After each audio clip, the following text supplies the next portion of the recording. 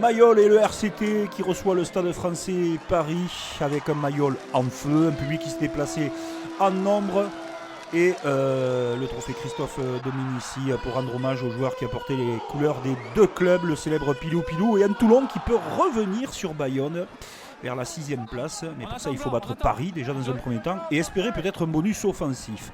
Début de match, des échanges de dépossession, de coups de pied, d'occupation de terrain. Et à ce petit jeu-là, c'est Paris qui obtient la première pénalité pour cette faute au sol où Joris Second ne tremble pas et ouvre le score pour les Parisiens, 3-0. Derrière, l'homme du match, Baptiste Serein, va partir tout seul à grande chevauchée, bien chassé et bien rattrapé par la défense. Conserve la balle, l'orientation du jeu avec Yaya West qui prend la position de milieu mêlée, Vaïséa qui fait un bon boulot avec sa fin de passe pour mobiliser le défenseur et retient et trouve à hauteur Duncan Paioa à son intérieur. Superbe mouvement, l'impulsion et la classe de Baptiste Serein en pleine forme. Et là Vaïséa, vous voyez, qui libère Duncan Paioa pour marquer le premier essai de Toulon. Tout Mayol grogne de plaisir. C'est bien normal à ce moment-là parce que c'est une action rondement menée. Paris, dans tout ça, Paris commet des erreurs. La sautée était évitable par le pilier du Stade Français. Et on retrouve Chelsea Colby.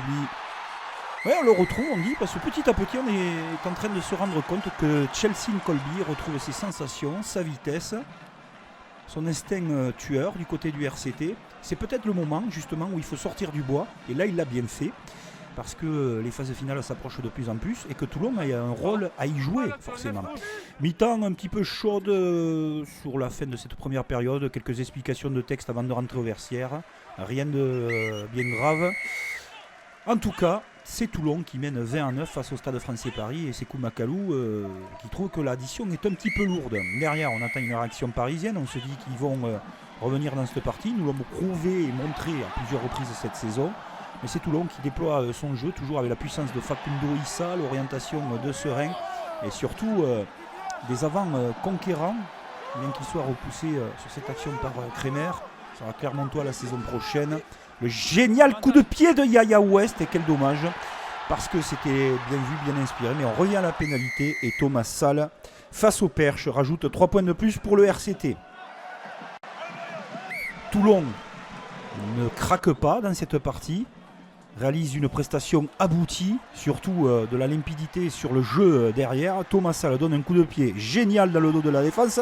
Colby, une fois de plus, non, il ne marque pas, mais il y a une faute volontaire. On n'a pas le droit de pousser le ballon dans l'embut de la sorte. Et il y aura bien sûr la double peine, c'est bien arbitré, il n'y a rien à dire, pour Peñassi Dakuwaka. Dakuwaka qui prend un carton jaune et un essai de pénalité. Colby pouvait signer un doublé. Dans l'esprit, allez, on lui dira qu'il a pratiquement marqué. Mais en tout cas, dans la règle, c'est pas lui, c'est bien essai de pénalité. Regardez au ralenti, il pousse le ballon volontairement. Pas de décision autre que de accorder cet essai de pénalité et de mettre un carton jaune. Et à 14, les Parisiens vont souffrir un peu plus puisque les Toulonnais vont jouer ce petit renversement. Et c'est Gérard Dupraez qui donne le bonus offensif aux Toulonnais. Très en jambes. Dans cette soirée toulonnaise, les Varois reviennent dans le classement. Le jeune Mathieu Bastaro s'arrache et Toulon met son jeu en place. Et Toulon redevient un candidat sérieux à la qualification, vu la prestation. Quant à Paris, maintenant, il va falloir s'accrocher, se reprendre éventuellement à domicile pour engranger des points, notamment avec des ballons portés de la sorte. Mais il faudra être constant dans l'effort, dans la performance pour éviter d'être surpris. Paris qui mérite sa qualification depuis le début de la saison se voit rejoindre par un adversaire potentiel qui a été très fort collectivement. Bravo au RCT. Paris devra se refaire la cerise.